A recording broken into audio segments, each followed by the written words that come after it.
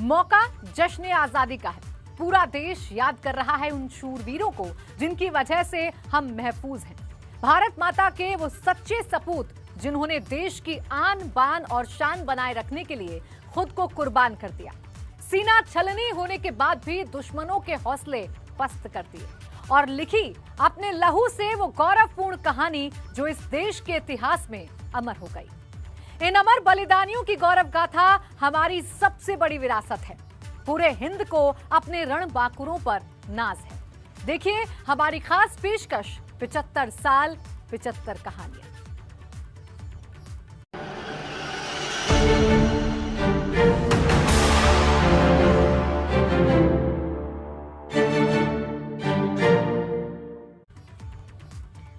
वो साल था 1999 जब पाक ने अपनी नापाक हरकतों को अंजाम दिया था और फिर कारगिल की पहाड़ी पर छिड़ गया था युद्ध। उस युद्ध में पाकिस्तान का पलड़ा भारी था क्योंकि दुश्मन ऊंचाई पर बैठा था, लेकिन हिंद के सच्चे सपूतों का सबसे बड़ा और घातक हथियार था उनका जोश, उनका जज्बा, जिसके दम पर भारत ने पाकिस्तान को धूल चटा दी।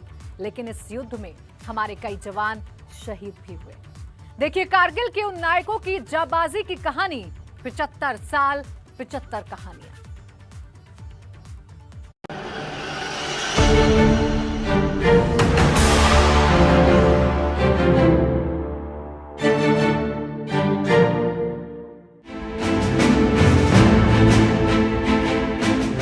देश की आन बान और शान बनाए रखने के लिए अपने प्राणों का न्यौछावर करने वालों की बात होती है तो लखनऊ के लाल शहीद कैप्टन मनोज पांडे की बहादुरी याद आती है, जिन्हें कारगिल युद्ध के हीरो के तौर पर जाना जाता है। सेना में कैप्टन थे मनोज पांडे।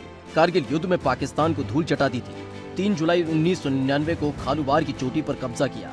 कैप्टन मनोज पांडे ने दुश्मनों के बंकर तबाह किए थे। गोली लगने से शहीद हुए कैप्टन मनोज पांडे।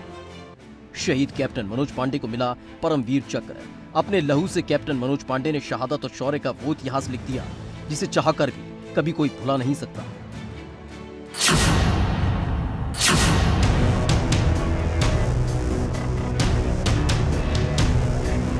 देश को अपने लहू से सींचने वालों का जब जब जिक्र होता है तो नोएडा के कैप्टन विजयेंद्र थापर का नाम सबसे ऊपर आता है, जिनको कारगिल युद्ध के हीरो के तौर पर जाना जाता है। Captain Vijayendra Thapar Rajputana rifle regiment में लेफ्टिनेंट थे। कारगिल युद्ध के दौरान पाकिस्तान को चटाई थी धूल। 13 जून 1999 को पाक ने तूलो लिंक पहाड़ी पर कब्जा कर लिया था, जिसके बाद कैप्टन विजयेंद्र थापर ने तूलो लिंक पहाड़ी को मुक्त कराया। कार्रवाई के दौरान कैप्टन विजयेंद्र थापर वीर गति को प्राप्त हुए। तो उनका एक ही सपना था और वो सपना था कि भारतवर्ष सबसे अव्वल देश हो, पूरे विश्व में सबसे अव्वल देश हो, और उसके लिए जो भी करना पड़े वो करने के लिए तैयार होना चाहिए। कैप्टन विजयेंद्र थापर को अपने पिता वीएन थापर से सेना में आने की प्रेरणा मिली थी, जो खुद कर्नल रहे। कैप्टन विजयेंद्र थापर की शौर्य गाथा सेना के इतिहास का अहम हिस्सा।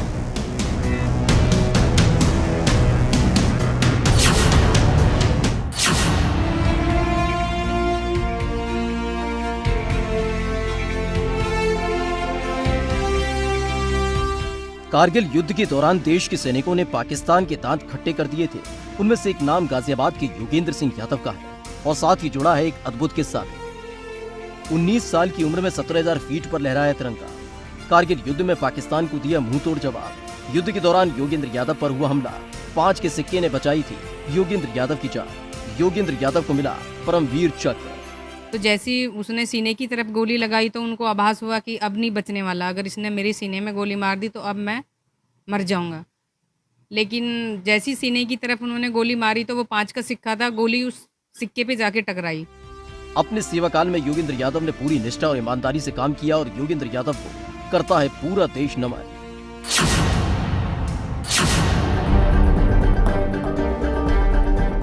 देश की सुरक्षा में पूरे वंश को समर्पित करने वाले गोरखपुर के कुरंग परिवार का बलिदान सर्वोच्च है, जिसमें उनकी नई पीढ़ी के 23 साल के बेटे गौतम कुरंग का जज्बा और जोश देश को गौरवान्वित करता है। सेना में लेफ्टिनेंट के पद पर तैनात थे गौतम कुरंग। कारगिल युद्ध में पाकिस्तान के खिलाफ लड़ा युद्ध कई मोर्चे पर पाकिस्तान को दी पटखनी। कारगिल युद्ध के दौरान शहीद हुए लेफ्टिनेंट गौतम गुरंग। मरणोपरांत सेना मेडल से सम्मानित हुए गौतम गुरंग।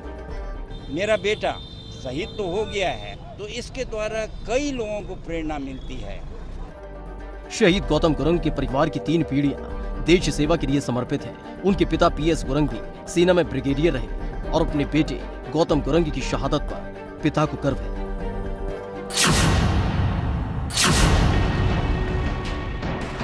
पीलीभीत के लाल शहीद सुरेंद्र सिंह लवाड़ा ने अपने प्राणों की आहुति देकर लिखी शौर्य गाथा और करगिल युद्ध के हीरो के तौर पर हो गए अमर। पीलीभीत के पूरनपुर के रुद्रपुर गांव के रहने वाले सुरेंद्र सिंह लवाड़ा ने करगिल युद्ध में दिखाई जाबाजी। 29 मई 1999 को करगिल में शहीद हुए सुरेंद्र सिंह लवाड़ा।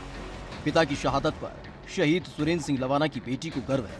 वो बताती हैं कि उस वक्त वो सिर्फ 1.5 साल की थी। पिता जरूर नहीं है, लेकिन पिता की शौर्य गाथा परिवार की पहचान है। तो मैं तो 1.5 साल की थी, तो मुझे तो कुछ ज़्यादा याद नहीं है। मम्मी बताती हैं जो बताती हैं। और दूसरा ये कहना चाहते हैं कि मतलब काफ़ी प्राउड फील करते हैं अपने कि मेरे फादर कारगिल में शहीद हुए हैं। मतलब काफ़ी प्राउड होता है इन बातों के ऊपर। सुरेंद्र सिंह लवाड़ा की सेना में भर्ती अपने पिता के सपनों को पूरा करने के लिए हुई थी, लेकिन वो देश सेवा में जब लगे तो अपने प्राणों को भी न्यौछावर कर दिया और हिंद के इतिहास में अब शहीद सुरेंद्र सिंह लवाड़ा का नाम अमिट और अमर है।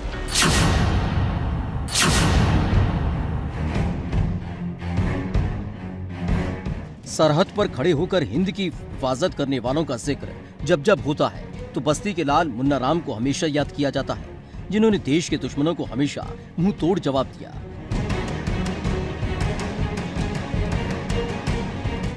लांस नायक मुन्ना राम जम्मू कश्मीर में तैनात थे। कारगिल युद्ध के दौरान मुन्ना राम की लगी ड्यूटी। 11 अगस्त 2020 को पेट्रोलिंग कर रहे थे मुन्ना राम। बारूदी सुरंग फटने से मुन्ना राम समेत 5 जवान शहीद। उड़ी में थे। घटना 2002 की है। अच्छा, 2002 में? नहीं, 2002 में। तो क्या ड्यूटी पर तैनात थे वो? हाँ, ड्यूटी पर तैनात। शहीद मुन्ना राम के देश सेवा के जज्बे को उनकी पत्नी ने खत्म नहीं होने दिया और अपने बेटे चिराग को सेना को समर्पित कर दिया, जो सेना में भर्ती होकर देश सेवा में जुटे हुए हैं।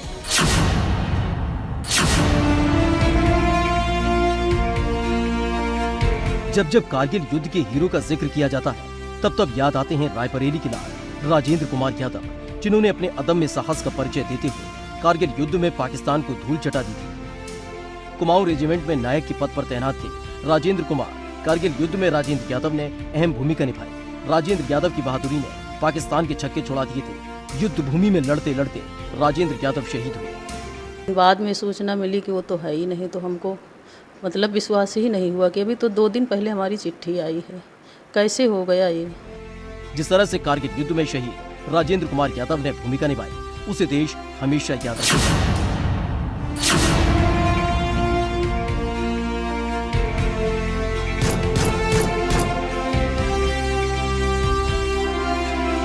कारगिल युद्ध में अपने प्राणों की आहुति देकर विजय पताका फहराने वाले बहराइच के लाल शहीद सूबेदार बलीकरण सिंह को भुलाया नहीं जा सकता, जिन्होंने दुर्गम पहाड़ियों पर अपने जोश और जज्बे से शौर्यता की पटकथा लिखी।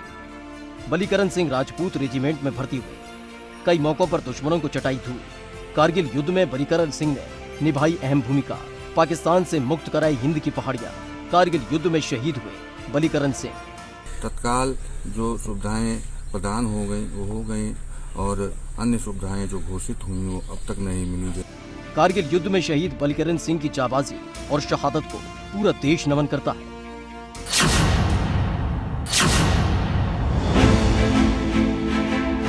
देश की आन बान और शान बनाए रखने के लिए अपने प्राणों का न्यौछावर करने वालों की बात होती है तो बागपत के देवेंद्र सिंह तोमर का नाम याद आता है,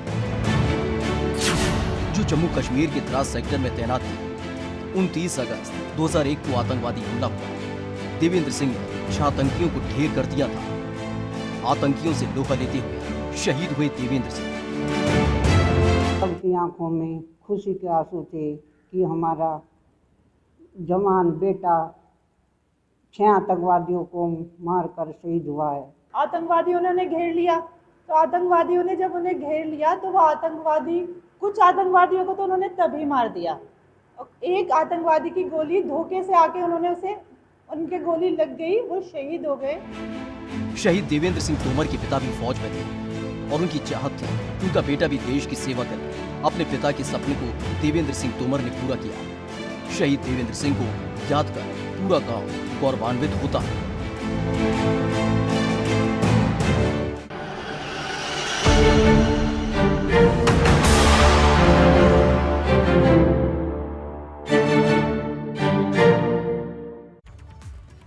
पाकिस्तान की नापाक फितरत से हर कोई वाकिफ है, लेकिन पाकिस्तान भी हमारे देश के सैनिकों के जज्बे से वाकिफ है।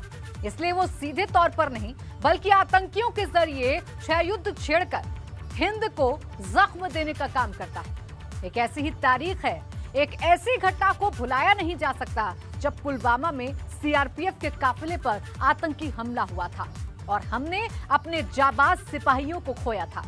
आज मौका है उन शूरवीरों को याद करने का। देखिए 75 साल 75 कहानियां।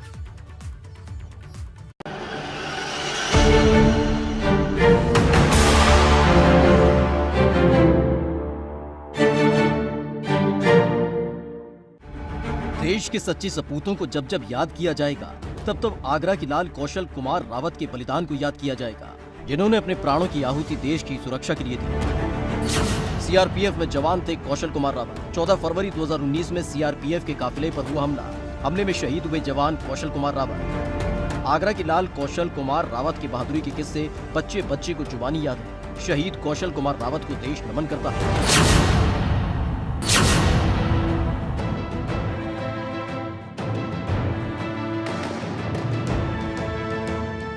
देश की आन बान और शान बनाए रखने के लिए अपने प्राणों का न्यौछावर करने वालों की बात होती है तो जहन में कौनने लगता है उन्नाव के लाल शहीद अजीत कुमार का नाम, जिनकी जाबाजी के किस्से उन्नाव का बच्चा बच्चा सुनाता है। जम्मू में सीआरपीएफ में तैनात थे अजीत कुमार। 10 फरवरी 2019 को ड्यूटी ज्वाइन की। 14 फरवरी 2019 को सीआरपीएफ के काफिले पर हमला हुआ। इस हमले में शहीद हुए जवान अजीत कुमार। हमें बहुत बहुत गर्व है और जो पुलवामा में जितने लोग शहीद हुए हम सभी पे गर्व है हमें। पुलवामा हमले में सीआरपीएफ के कई जवान शहीद हुए, उसमें उन्नाव के लाल अजीत कुमार भी शामिल थे। अजीत कुमार के परिवार में उनकी पत्नी और 2 बेटियां हैं जो आज भी उनको याद कर भावुक हो जाती हैं।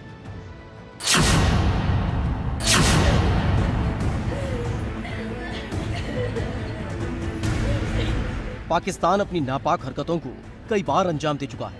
14 फरवरी 2019 को जब आतंकियों ने पुलवामा में सीआरपीएफ के काफिले पर हमला किया था तो देश स्तब्ध रह गया था, जिसमें मैनपुरी के लाल राम वकील शहीद हो गए। सीआरपीएफ में तैनात थे शहीद हवलदार राम वकील। 14 फरवरी 2019 को सीआरपीएफ के काफिले पर हमला हुआ। हमले में सीआरपीएफ के 45 जवान शहीद हुए। हवलदार राम वकील भी आतंकी हमले में हुए शहीद। पुलवामा अटैक हुआ था तो कई लोग उस पर मेरे झुंड फैल दिया तो उन लोगों को मिला है धनराशि।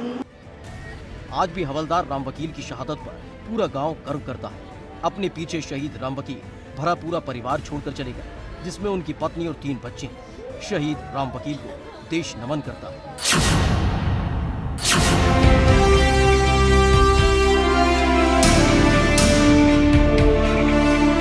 सरहद पर खड़े होकर हिंद की हिफाजत करने वालों का जिक्र जब जब होता है तब तब शामली के जाबाज जवान अमित कोरी की शहादत याद आती है, जिन्होंने दुश्मनों को मुंह तोड़ जवाब दिया। कश्मीर में सीआरपीएफ में तैनात थे अमित कोरी। 14 फरवरी 2019 को पुलवामा में हुआ अटैक। सीआरपीएफ के काफिले पर आतंकी हमला हुआ।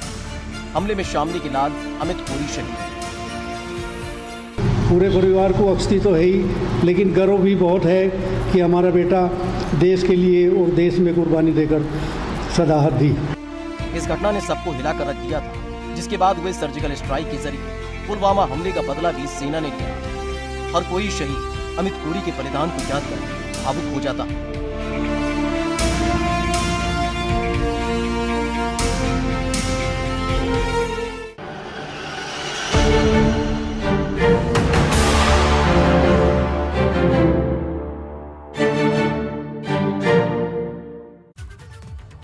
भारत की आजादी के आंदोलन का इतिहास बलिदानी वीरों की गाथा से अटा पड़ा है। अंग्रेजी हुकूमत के खिलाफ सबसे पहली चिंगारी 1857 में टूटी थी। जिसके बाद पूरे देश में बगावत की आग धधक उठी थी। 1857 के संग्राम के नायक थे बलिया के मंगल पांडे। इसके बाद रियासत दर रियासत अंग्रेजी हुकूमत को जड़ से उखाड़ फेंकने के लिए आवाज बुलंद होने लगी और ये बुलंद आवाजें 15 अगस्त 1947 को आजादी मिलने के बाद ही जय हिंद के गगनचुंबी नारों में तब्दील हुई। देखिए 75 साल 75 कहानियां।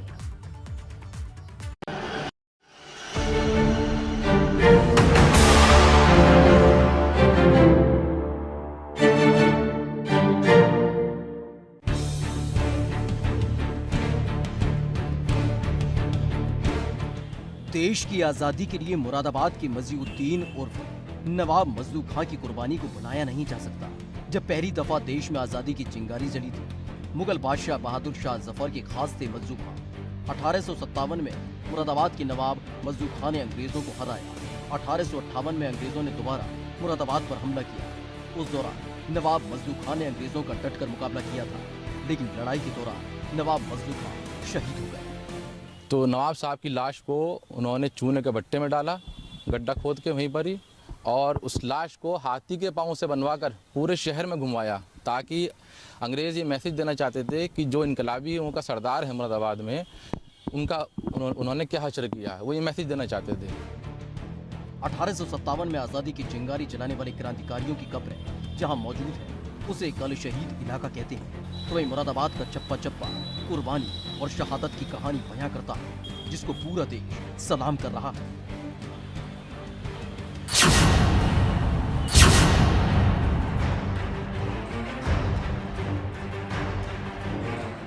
आजादी के परवानों में एक ऐसा नाम था जिसे सुनते ही अंग्रेज पसीना पसीना हो जाते थे, और क्रांतिकारियों में वो दुर्गा भाभी के नाम से मशहूर थी।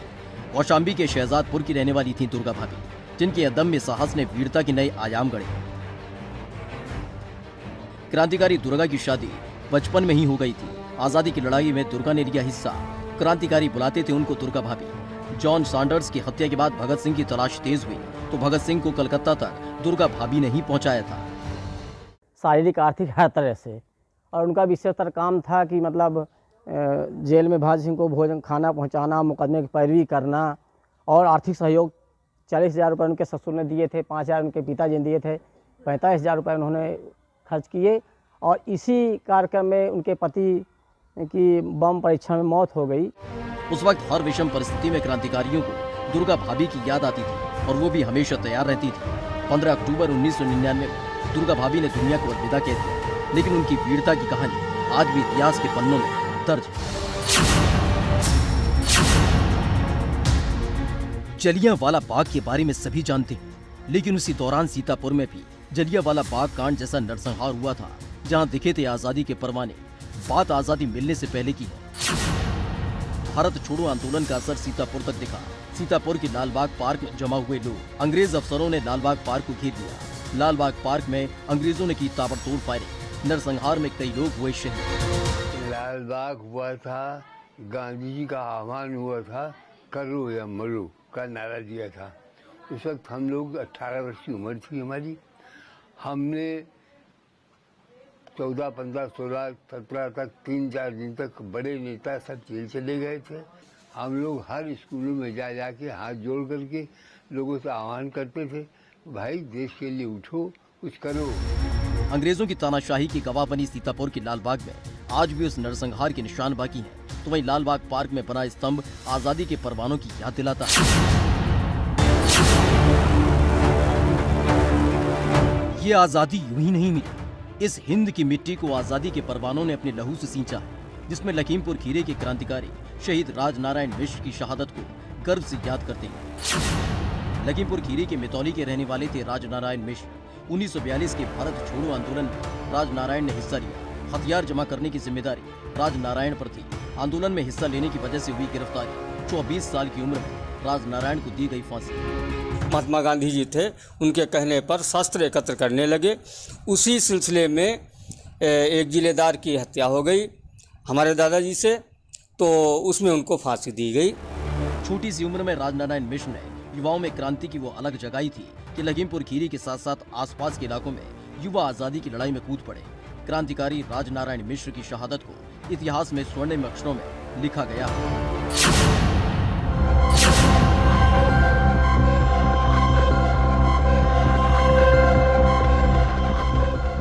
आजादी के लिए अपने प्राणों की आहुति देने वालों का होता है जिक्र तो याद आते हैं बाराबंकी के लाल स्वर्गीय रामचंद्र वर्मा, जिन्होंने न सिर्फ अंग्रेजी हुकूमत की नाक में दम कर दिया था, साथ ही बड़ी बहादुरी से अंग्रेजी हुकूमत का सामना भी किया। क्रांतिकारी रामचंद्र वर्मा ने की डाक लूट, बिंदौरा रेलवे स्टेशन पर भी की थी लूटपाट। क्रांतिकारी रामचंद्र वर्मा से परेशान थी अंग्रेजी हुकूमत। लूटपाट मामले में जेल में रहे रामचंद्र वर्मा। 1972 में क्रांतिकारी रामचंद्र वर्मा को मिला तामपत्र। ये बाराबंकी का हरक क्षेत्र है। यहाँ पे स्वतंत्रता संग्राम सेनानी काफ़ी ज़्यादा मात्रा में थे। उन्हीं के नाम से यहाँ पे गेट बना हुआ है और अंग्रेज़ों से अक्सर लड़ाई हुआ करती थी। अंग्रेजों से लोहा लेने वाले क्रांतिकारी रामचंद्र वर्मा का 47 साल की उम्र में निधन हो गया था।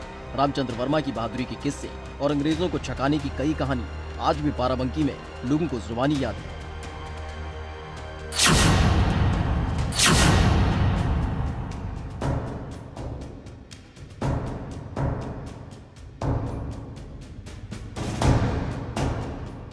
जालौन का हरचंदपुर गांव ने शहादत की वो कहानी लिखी है जिसे आज भी इतिहास गर्व से सिर माथे रखता है। बात आजादी मिलने के बाद की है, हर कोई खुश था।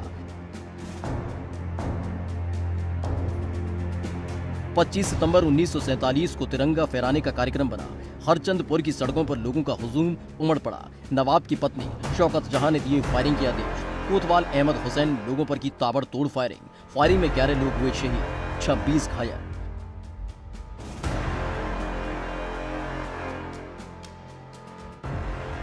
तो 25 सितंबर 1947 को इस बर्जना को तोड़ने के लिए ग्राम हरचंदपुर में देशभक्त निकले और उनकी घोषणा थी कि हम तिरंगा फहराएंगे। कोतवाल ने फायरिंग के आदेश दे दिए तो लोग भाग नहीं पाए। अंधाधुंध फायरिंग हुई, उसमें 11 लोग मारे गए, जिनमें एक को छोड़ के सारे जवान थे।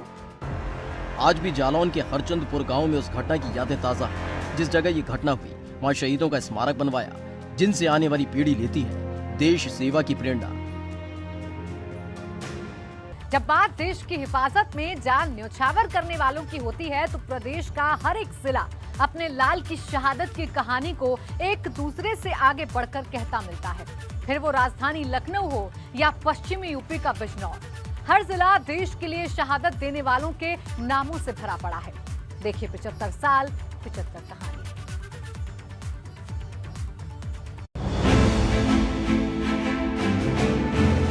देश की आन बान शान के लिए जान न्योछावर करने वालों की याद की जाएगी तो नाम याद आता है लखनऊ के लाल शहीद मेजर रितेश शर्मा का, जो जाट रेजिमेंट में थे। उनकी पोस्टें जम्मू कश्मीर में थी। 1999 में कारगिल युद्ध के दौरान पाकिस्तान को धूल चटाई, लेकिन युद्ध के दौरान मेजर रितेश शर्मा शहीद हो गए। और इस तरह 6 अक्टूबर को दोपहर को 1 बजे अपना सर्वस्व बलिदान कर दिया और शहीद हो गए।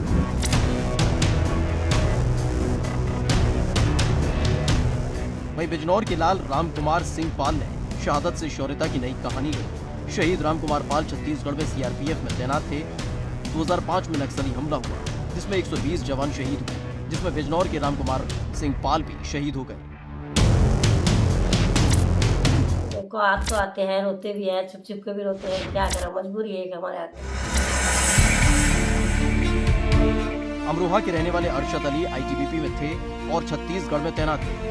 यहाँ 8 अक्टूबर 2017 को नक्सली हमला हुआ, जिसमें अरशद अली शहीद हो गए। कि हमें ये गर्व की बात है हमारे लिए कि हमारा भाई अपने देश के लिए जान दे दिया। गाजीपुर के लाल इश्तियाक अंसारी ने भी लिखी शौर्य गाथा। बटालिक सेक्टर में तैनात थे। 30 जून 1999 को बटालिक सेक्टर में तैनाती के दौरान दुश्मनों को पटखनी दी, लेकिन इसी दौरान वो वीर गति को प्राप्त हुए। सभी लोग मतलब बहुत गर्व महसूस कर रहे थे कि क्या बात लिखी गई है। उसके पहले ही उसको एहसास हो गया था कि हम इस लड़ाई में मारे जाएंगे, शहीद होंगे, पहले ही उसको एहसास हो गया था।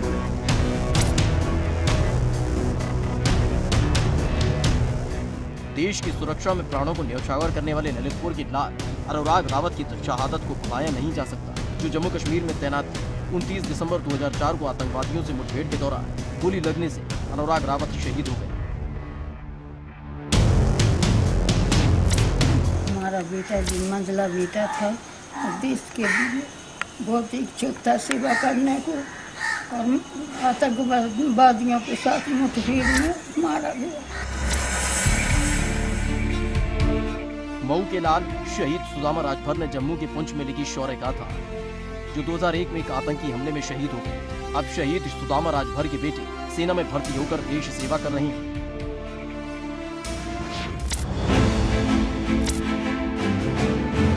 मिर्जापुर के लाल रवीश सिंह की शहादत को याद कर उनका गांव गौरा गौरवान्वित महसूस करता है। शहीद रवीश सिंह बारामूला में तैनात थे, जो आतंकियों से लड़ते हुए शहीद हो गए। मुझे बहुत गर्व है अपने बेटे पर, लेकिन मेरे बेटे की कमी कोई पूरा नहीं करेगा।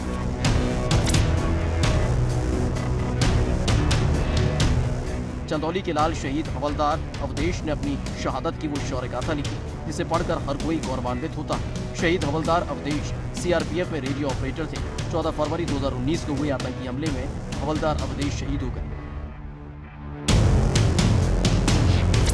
अरे भाई दुख तो बहुत है, आज याद आती है तो।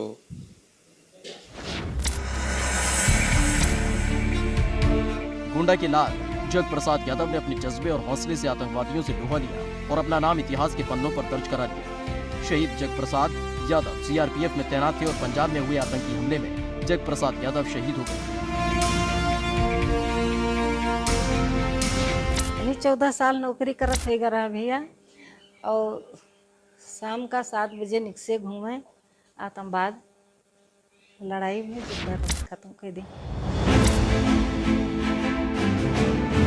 कारगिल युद्ध के हीरो के तौर पर हाथरस के लाल शहीद चौधरी सत्यवीर सिंह की शहादत को पूरा देश याद करता है। शहीद चौधरी सत्यवीर सिंह ने कारगिल युद्ध में पाकिस्तानी सेना को पीछे खदेड़ दिया था, लेकिन युद्ध के दौरान वो शहीद हो गए।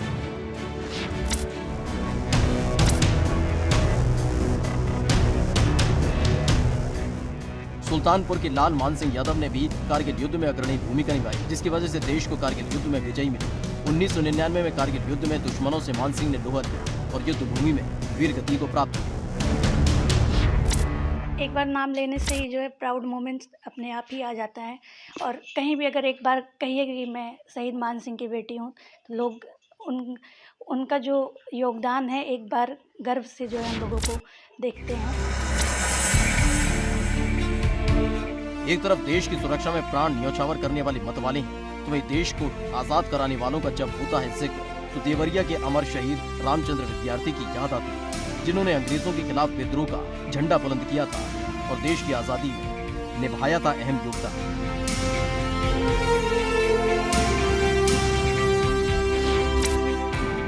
देश के लिए अपने प्राणों को न्यौछावर करने वालों को सम्मानित करने के लिए काशी में उनका मंदिर बनाया गया है, जहाँ शहीदों को नमन करने देश के कोने कोने से लोग पहुंचते हैं। ये मंदिर देश के सच्चे हीरो का है, जिन्होंने आजादी के लिए और आजादी के बाद दुश्मन देशों से लड़ाई लड़ी। Bureau report ABP Ganga.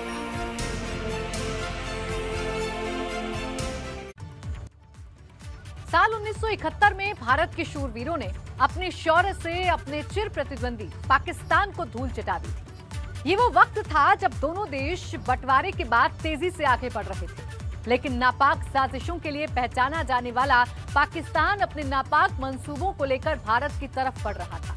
जब देश के शूरवीरों ने पाकिस्तान को ऐसा सबक सिखाया, तो उसके लिए काला इतिहास साबित हुआ और इसी के साथ पूरी दुनिया में भारत के शौर्य का डंका बज गया।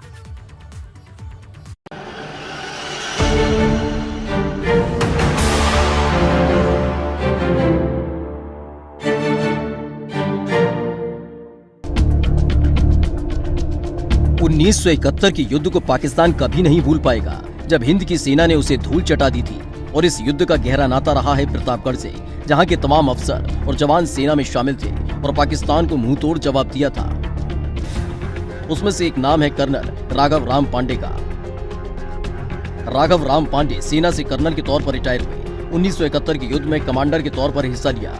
पाकिस्तान को राघव राम की टुकड़ी ने चटा दी थी धूल। 33 साल तक देश की सेवा करने के बाद हुए रिटायर, जिसमें इंदिरा गांधी, मानेकशॉ, जनरल मानेकशॉ और सारे हमारे सिपाही जो थे, वो इस तरह से पाकिस्तान को बकरी बना दिए थे। उम्र के इस पायदान पर भी कर्नल राघव राम पांडे का ये जोश बताने के लिए काफी है कि देश सेवा और देशभक्ति किस कदर उनमें भरी है। कर्नल राघव राम के जज्बे और जाबाजी से देश की सेना का इतिहास भरा पड़ा है।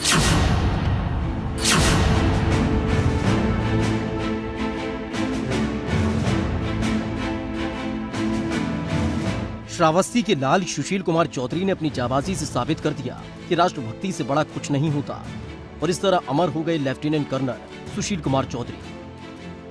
बीएसएफ में लेफ्टिनेंट कर्नल थे सुशील कुमार चौधरी। आरएसपुरा सेक्टर में थी शहीद सुशील की तैनाती। 23 अक्टूबर 2005 में पाक ने सीज फायर का उल्लंघन किया। पाकिस्तान की तरफ से अचानक गोलीबारी होने लगी। दुश्मनों को जवाब देते वक्त शहीद हुए सुशील कुमार चौधरी। आखिरी में उनकी पोस्टिंग कश्मीर के पुंछ जिले में हुई, जहां 22 नवंबर की रात्रि को गश्त के दौरान आतंकवादियों के मुठभेड़ में शहीद हुए। बॉर्डर पर तैनात होकर जिस तरह से कर्तव्य निष्ठा का परिचय शहीद सुशील कुमार चौधरी ने दिया, वो सेना के इतिहास में अमर हो गया।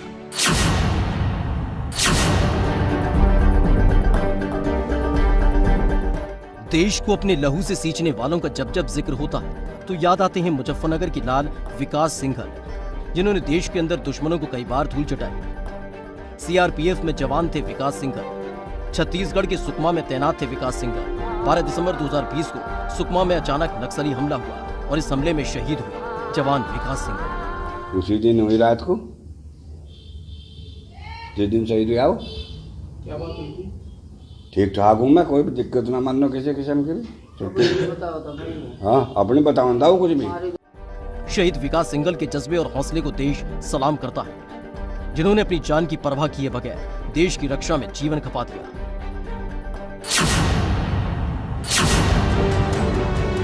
सेना देश की वो दीवार है जिसे फांदना दुश्मनों के लिए घातक रहा है। वो सेना में अपनी सेवा के दौरान फर्रुखाबाद के अमृतपुर के रहने वाले बलिस्टर सिंह ने कई बार नापाक मंसूबों को जमीतोज किया और जब रिटायर हुए तो अपने गांव में परिवार के साथ रह रहे हैं। 1971 में भारत पाकिस्तान युद्ध में लिया हिस्सा। 1980 में ऑपरेशन ब्लू स्टार का हिस्सा रहे बालिस्टर सिंह को बहादुरी के लिए कई मेडल मिले। देश हित के लिए आज भी मेरे को कोई आदेश मिल जाए तो मेरे दिल पे एकदम वो भावना जागृत हो कि देश के हित के लिए मैं आज मेरे प्राण देने के लिए तैयार हूँ, क्योंकि ये जज्बा हमारा कभी नहीं जाएगा। सरकार हमारे संग बहुत कुछ किया है, बहुत कुछ करने जा रही है। सेना में दी गई अपनी सेवा को जब जब याद करते हैं बालिस्टर सिंह तो रोमांचित हो उठते हैं। बहादुरी के कई किस्से, कई कहानियां आज भी उनके जहन में कैद है। तो वहीं मानो बालिस्टर सिंह ने अपने परिवार को सेना को समर्पित कर दिया है। बालिस्टर सिंह के बड़े बेटे संजय सिंह भी सेना में भर्ती हुए और देश सेवा में लगे हुए हैं। बालिस्टर सिंह के जज्बे को सलाम।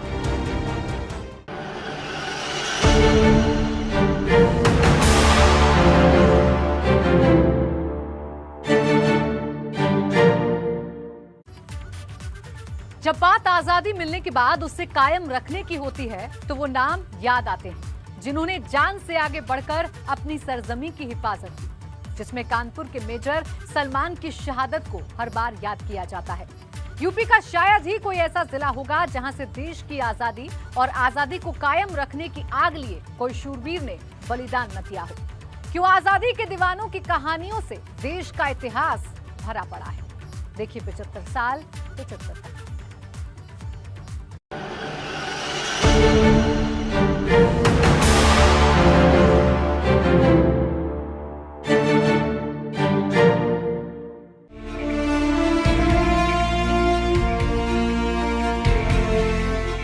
पाकिस्तान की नापाक हरकतों का मुंह तोड़ जवाब हमारे जवान देते आए हैं। ऐसे में कानपुर के रहने वाले मेजर सलमान की शहादत हमेशा याद आती है। इन्होंने बचपन में ही सेना में जाने की ठानी थी और जब मौका आया तो लिखा शहादत का स्वर्णिम इतिहास। राष्ट्रीय राइफल में मेजर के पद पर तैनात थे सलमान। जम्मू कश्मीर के कुपवाड़ा में थी सलमान की तैनाती। उसी दौरान 2005 में आतंकियों ने हमला कर दिया। मेजर सलमान ने 2 आतंकियों को उस दौरान ढेर कर दिया, लेकिन आतंकियों से लोहा लेते हुए शहीद हो गए मेजर सलमान। इधर सलमान की गोली लगी है, इधर हमारा सलमान शहीद मतलब गोली लगी है, इधर ये नाती पैदा हुआ, एक नाती। मेजर सलमान की शहादत पर पूरे देश के साथ साथ कानपुर को फख्र है और मेजर सलमान की शहादत युवाओं को देश सेवा की प्रेरणा देती है।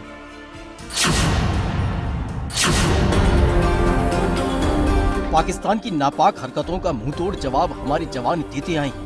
ऐसे में संभल के लाल सुधीश कुमार की शहादत हमेशा याद आती है। सुधीश कुमार राजौरी सेक्टर में तैनात थे। लगातार पाक सीज फायर का उल्लंघन कर रहा था। अक्टूबर 2016 में पाक सेना ने फायरिंग की। इसी दौरान पाकिस्तानी सेना की कार्रवाई का सुधीश कुमार ने जवाब दिया और इस कार्रवाई के दौरान शहीद हुए सुधीश कुमार। शहीद होने के बाद हमको फोन आया शाम को, और तुम्हारे भाई के गोली लग गई है। वो ऐसे मैं मुझ पर आया, बस गोली लग गई है। तो मैंने उनसे कहा ठीक है, वैसे बोला ठीक नहीं है, खत्म हो गया। अपने गांव में सेना में जाने वाले वो पहले व्यक्ति थे जिसके बाद एक के बाद एक कई बच्चे सेना में भर्ती हुए। शहीद सुधीश कुमार की शहादत को पूरा देश सलाम करता है।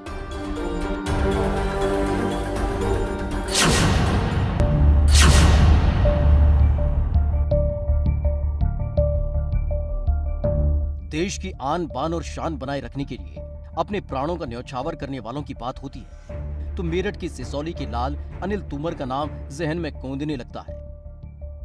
शहीद अनिल तोमर घातक प्लाटून में हवलदार थे। कश्मीर में शहीद अनिल तोमर की थी तैनाती। 25 दिसंबर 2020 को शोपियां में हुआ आतंकी हमला। आतंकी हमले में गोली लगने से घायल हुए अनिल तोमर। गोली लगने के बाद भी आतंकियों से वो लोहा लेते रहे। इस दौरान अपनी बहादुरी से अनिल तोमर ने 2 आतंकियों को ढेर कर दिया, लेकिन इस कार्रवाई के दौरान अनिल तोमर शहीद हो गए। मुठभेड़ हुई और मुठभेड़ में 2 आतंकवादी मारे इन्होंने और उनके टांग में गोली लगी। उन्हें पता लगा, अस्पताल में चले गए वे और वे ठीक हो जाएंगे। उन्होंने बताया गोली टांग में लगी नीचे और गोली ऊपर लगी, थोड़े उसमें वे खत्म हो गए। अनिल तोमर अपनी फुर्ती और जाबाजी के लिए पूरी बटालियन में जाने जाते थे, इसलिए अनिल तोमर को घातक अनिल तोमर भी कहा जाता था। अनिल तोमर की जाबाजी ने कई युवाओं को सेना में आने के लिए प्रेरित किया, तो वहीं पूरा देश शहीद अनिल तोमर की इस शहादत को नमन करता है।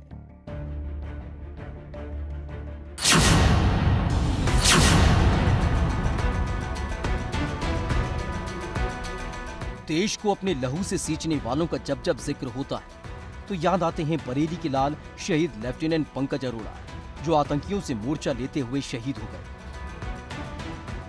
लेफ्टिनेंट पंकज अरोड़ा की राजौरी में पोस्टिंग थी।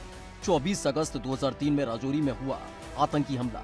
आतंकी हमले के दौरान लेफ्टिनेंट पंकज अरोड़ा को गोली लगी थी, लेकिन गोली लगने के बाद भी मोर्चे पर डटे रहे लेफ्टिनेंट पंकज अरोड़ा। लेफ्टिनेंट पंकज अरोड़ा ने 2 आतंकियों को ढेर कर दिया। ऑपरेशन को अंजाम देने के बाद भारत माता के सच्चे सपूत लेफ्टिनेंट पंकज अरोड़ा ने वीर गति प्राप्त की। आतंकवादियों को ढेर हो गया तो यूनिट को पता लगा। यूनिट वालों ने उसके बाद हमें खबर दी कि आपका बेटा अब नहीं रहा है।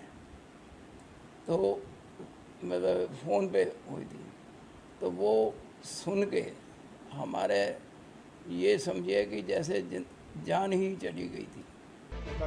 महज 24 साल की उम्र में लेफ्टिनेंट पंकज अरोड़ा ने अपनी शहादत से जांबाजी और देशभक्ति की एक ऐसी महागाथा लिखी जिसे जब भी जिसने पढ़ा वो भाव विभोर हो उठा।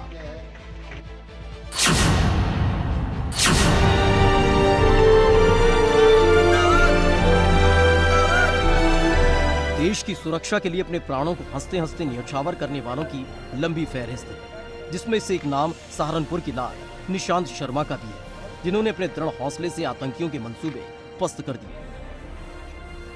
जम्मू कश्मीर के अखनूर सेक्टर में तैनात थे निशांत शर्मा। जनवरी 2021 को आतंकियों ने घुसपैठ की कोशिश की तो निशांत शर्मा ने सैनिकों के साथ मिलकर घुसपैठ को नाकाम कर दिया। इसी दौरान पाकिस्तानी सेना ने अचानक से मोर्टार दाग दी। मोर्टार की चपेट में आने से निशांत शर्मा समेत 4 जवान घायल हुए। 24 जनवरी 2021 को निशांत शर्मा वीर गति को प्राप्त हुए। इतना अच्छा लड़का था कि मेरे परिवार का सहारा ये था, मेरा भी सहारा ये था। बस हमारी जिंदगी कुछ नहीं है। अपने बेटे निशांत शर्मा की बहादुरी और जाबाजी पर पिता जोगेंद्र शर्मा को गर्व है, जिन्होंने जान की परवाह न करते हुए पाक आतंकियों की घुसपैठ को नाकाम कर दिया था। पूरा देश ऐसे वीर सपूत को नमन करता है।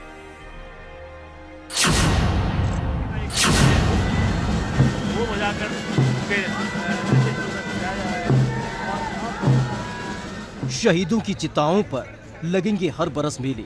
वतन पर मरने वालों का यही बाकी निशान होगा और हिंद के इतिहास में अपने जाबाजी के अमिट किस्सों को पीछे छोड़ गए फतेहपुर के लाल विजय पांडे, जिनकी जाबाजी के चर्चे आज भी होते हैं।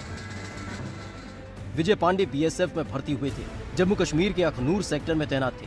2 जून 2018 को अचानक से आतंकी हमला हुआ, जिसे उन्होंने नाकाम कर दिया। लेकिन इसी कार्रवाई के दौरान शहीद हुए विजय पांडे। अपने को बहुत बड़ा भाग्यशाली मानते हैं, हमारा बेटा देश के काम आया है। शहीद विजय पांडे की याद में सतीगवा गांव में उनका स्मारक बनवाया गया, जो गांव के युवाओं को देश सेवा के लिए प्रेरित करता है और साथ ही देता है सुकून माँ बाप को कि उनका बेटा उनके ही पास है। देवभूमि उत्तराखंड की सरजमी भी देश के नाम शहादत देने वालों से भरी पड़ी है। फिर वो आजादी की लड़ाई हो या आजादी के बाद देश की सुरक्षा का मामला हो, हर वक्त देश के लिए जान न्योछावर करने वालों ने अपने शौर्य से दुश्मनों के दांत खट्टे किए।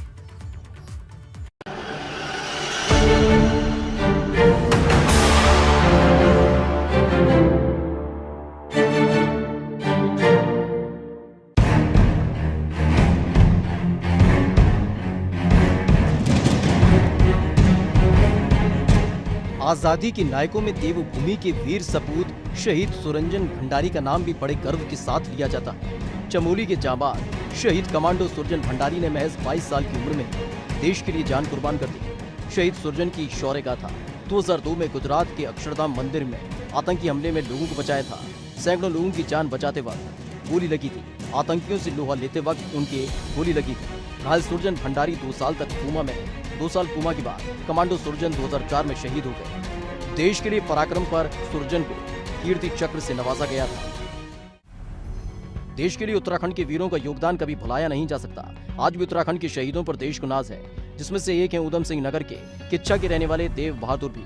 देश की सीमा पर उनकी बहादुरी के किस्से आज भी यादों में हैं, जब लद्दाख में माइन विस्फोट में वो शहीद हो गए।